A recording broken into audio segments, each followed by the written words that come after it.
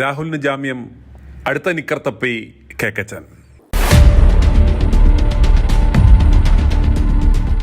കഴിഞ്ഞ 18 ദിവസമായി 3-ാം വ്യാജ ബലാത്സംഗ പരാതിയിന്മേൽ ജയിലിൽ കഴിയുന്ന രാഹുൽ മാങ്കുട്ടത്തിൽ MLA-ക്ക് ജാമ്യം.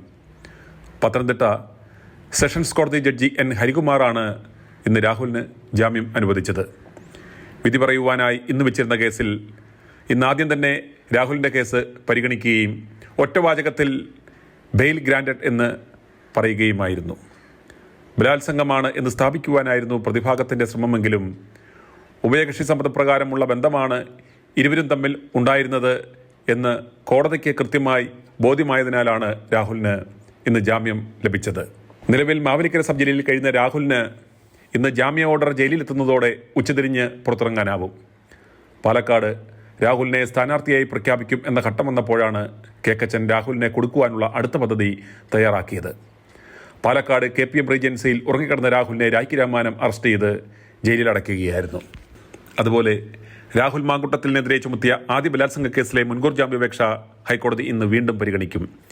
ജസ്റ്റിസ് കൗസർ എടപ്പകത്തിന്റെ ബെഞ്ചാണ് ഹർജിയിന്മേൽ ഇന്ന് വിശദമായ വാദം കേൾക്കുക. രാഹുലിന്റെ മുൻകൂർ ജാമ്യാപേക്ഷയെ എതിർത്ത് പ്രോസിക്യൂഷൻ റിപ്പോർട്ട് സമർപ്പിച്ചിരുന്നു.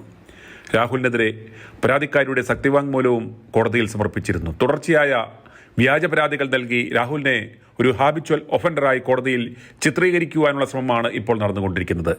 ഇത് ചൂണ്ടിക്കാട്ടി രാഹുലിൻ്റെ MLA പദവിയും കളയുവാൻ തീവ്ര പരിശ്രമവും നടത്തിയെങ്കിലും അതെല്ലാം നിയമപരമായി പൊളിയും എന്ന് കണ്ട് അവർ പത്തിമടക്കുകയായിരുന്നു. SIT രജിസ്റ്റർ ചെയ്ത ആദ്യ കേസിലെ മുൻകൂർ ജാമ്യാപേക്ഷ നേരത്തെ തിരുവനന്തപുരം പ്രിൻസിപ്പൽ സെഷൻസ് കോടതി തള്ളിയതിനെ തുടർന്നാണ് രാഹുൽ മാങ്കുട്ടത്തിൽ ഹൈക്കോടതിയെ സമീപിച്ചത്. നടന്നതെല്ലാം നെട്ടൂർ കേക്കച്ചൻ്റെയും അന്തംകമ്മി വിജയൻ്റെയും ആസൂത്രണമാണെന്ന് മനസ്സിലാക്കിയ ജനങ്ങൾ മുഴുവനും ഇപ്പോൾ രാഹുലിനൊപ്പമാണ്. രാഹുൽ സ്വതന്ത്രനായി പാലക്കാട്ടും പറവൂരും ഇത്തവണ മത്സരിക്കണമെന്നാണ് ജനങ്ങളുടെ ആവശ്യം. i2i ന്യൂസ് റിയാക്ട് ഫോർ റൈറ്റിലേക്ക് ലഭിച്ച പ്രതികരണങ്ങൾ കേൾക്കുക. ഞാനിവിടെ ഇടുക്കിയിലെ ഞാൻ കോൺഗ്രസ്സുകാരിയാണ്. രാഹുലിനെ കുറിച്ച് വളരെ വേദനപ്പെട്ട് പ്രാർത്ഥിച്ചിട്ടുള്ള വ്യക്തിയാണ് മാങ്കുട്ടത്തെ കുറിച്ച്. പക്ഷെ ഇന്ന് ജാമ്യം കിട്ടി പറയുമ്പോൾ വളരെ സന്തോഷിച്ചു. കാരണം തെറ്റ് ചെയ്തിട്ടില്ല എന്നുള്ളത് അന്ന് തന്നെ എനിക്കറിയാം.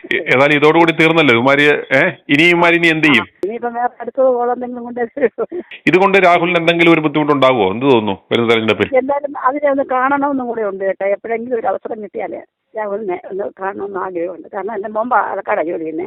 ഈ വരുന്ന തെരഞ്ഞെടുപ്പിൽ രാഹുൽ മത്സരിക്കണോ വേണ്ടയോ? മത്സരിക്കണം. രാഹുൽ മത്സരിച്ച് നല്ല ഭൂരിപക്ഷത്തിൽ കയറി വരണം. എൻ്റെ വീട് ലിജോ എന്നത്. എൻ്റെ വീട് ചേർത്തലാണ്. എൻ്റെ വീട് ചേർത്തല പട്ടണക്കാടാണ് എൻ്റെ വീട്. സാറേ, ഞാൻ വിളിച്ചതേ രാഹുൽ മാങ്കൂട്ടത്തിന് പാലക്കാട് നിർത്തണമെന്നുള്ള അഭിപ്രായക്കാരനെയാണ്. എല്ലാവരും പറയണ അവനെ നിർത്താൻ പറ്റിയെന്നാണ് പറയുന്നത്. അവൻ നിന്നാലേ അവിടെ പാലക്കാട് വിജയിക്കൂ. അല്ലാതെ കോൺഗ്രസ്സുകാരി ആരെക്കൊണ്ടേ നിർത്തിയാലും അവിടെ വിജയിക്കില്ല സാറേ, അവിടെ വിജയിക്കില്ല. പിന്നെ ഈ അവനെ കുറിച്ച് കുറെ കുറ്റാരോപണവും കാര്യങ്ങളൊക്കെ എല്ലാം ഉണ്ട്. പക്ഷെ എല്ലാം ഉണ്ടായാലും ഇതിൻ്റെ അകത്ത് കുറെ കളികളുള്ള അങ്ങനെ ആക്കിയെടുക്കണം അവനെ. അല്ലാതെ അവനെ എങ്ങനെയെങ്കിലും പുറത്തു കളയണം അതിൻ്റെ അകത്ത്. അല്ല, ഇവരുടെ ആ പ്രതിസന്ധി ഘട്ടത്തില് രാഹുൽ വിഷയം എടുത്തിട്ടല്ലേ ഇവന്മാർ രക്ഷപ്പെട്ടത്? സാറേ, ഇവനെ ഈ കേസ് പറഞ്ഞ് മറ്റുള്ള കേസുകൾ ആൾക്കാരെ മറക്കണം. ഇവന്റെ രീതിക്ക് ഇവനെ നിർത്താതെ ഇരിക്കാനുള്ള പരിപാടിയാണ് ഇവർ നോക്കുന്നത്. സാറേ, ഞാനും കോൺഗ്രസ്സുകാരനാണ്. ഞാൻ ചേർത്തല പട്ടണക്കാരാണ് എൻ്റെ വീട്. പക്ഷെ ഞാൻ ഇവിടെയാണെങ്കിലും അവനെ അവിടെ നിർത്തിയില്ലെങ്കിൽ ഞങ്ങളിവിടെ ചെയ്യരുത് സാറേ, ഞങ്ങളിവിടെ ചെയ്യരുത്. അവനവിടെ ഇവര് നിർത്തിയില്ലെങ്കിലും അവന് സ്വതന്ത്രനായിട്ട് നിൽക്കുകയാണെങ്കിൽ പുഷ്പം പോലെ വിജയിക്കും സാറേ. അത് ചങ്കൂറ്റം ഉണ്ടെങ്കിൽ കോൺഗ്രസ്സുകാർ തന്നെ നിർത്തി നോക്കട്ടെ. അതിന് ചങ്കൂറ്റം വേണം. ഇവർ ഈ പൊട്ടാവാക്ക് പറയുന്നുണ്ടെങ്കിൽ ഞങ്ങൾ 10 പേര് കൂടി 20 പേര്. ഈ രാഹുലിനെതിരെ ഇവന്മാർ ഇത് ഇത്രയും ചെയ്തിട്ട് പോലും ജനങ്ങൾക്ക് ഇവനോടുള്ള താല്പര്യം കുറഞ്ഞിട്ടുണ്ടോ? ഇല്ല, കുറഞ്ഞിരിക്കുക സാറേ. ഞാൻ പറയാൻ കാര്യം, പാലക്കാട് കഴിഞ്ഞ ദിവസം എനിക്കൊരു മരണം ഉണ്ടായിരുന്നു. പാലക്കാട് മണ്ണാർക്കാട് അവിടെ ഒരു മരണം ഉണ്ടായിരുന്നു. അവിടെ ഞാൻ പോയപ്പോൾ ഈ ഞങ്ങൾ രാഷ്ട്രീയം ഈ മരിച്ച വീട്ടിൽ അവിടെ നിന്ന് സംസാരിച്ചപ്പോഴും അവിടുത്തെ ജനങ്ങൾ പറഞ്ഞതാണ് അവൻ നിൽക്കുകയാണെങ്കിൽ ഇവിടെ പുഷ്പം പോലെ ജയിക്കുമെന്നാണ്. പാലക്കാട് മണ്ണാർക്കാട് മയിലാമ്പാടത്തായിരുന്നു ഞാൻ മരണം ഉണ്ടായിരുന്നു. അവിടെ ചെന്നപ്പോൾ അവരോടും സംസാരിച്ചപ്പോൾ അവരും പറഞ്ഞു അവൻ നിന്നാലേ ജയിക്കുള്ളൂ, വേറെ ആരും നിന്നാലും ജയിക്കാമെന്ന് പറഞ്ഞു. എന്തെല്ലാം കളികളുണ്ടാകും.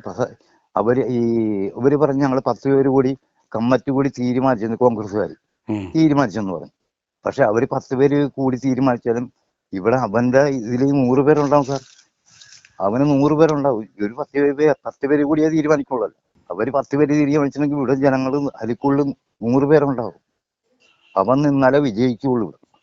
അല്ലാതെ മറ്റുള്ള ആരെ കൊണ്ടാ നിർത്തിയാലും വിജയിക്കില്ല. ഓക്കെ. അവൻ നിൽക്കണമെന്നുള്ള ഒരു അഭിപ്രായക്കാരനാണ് ഞാൻ. i2i News, an eye for truth. i2i News subscribe ചെയ്തിട്ടില്ലാത്തവർ ഇപ്പോൾ തന്നെ സബ്സ്ക്രൈബ് ചെയ്യുക. നോട്ടിഫിക്കേഷൻ ലഭിക്കുവാൻ ബെൽ ബട്ടണും അമർത്തുക.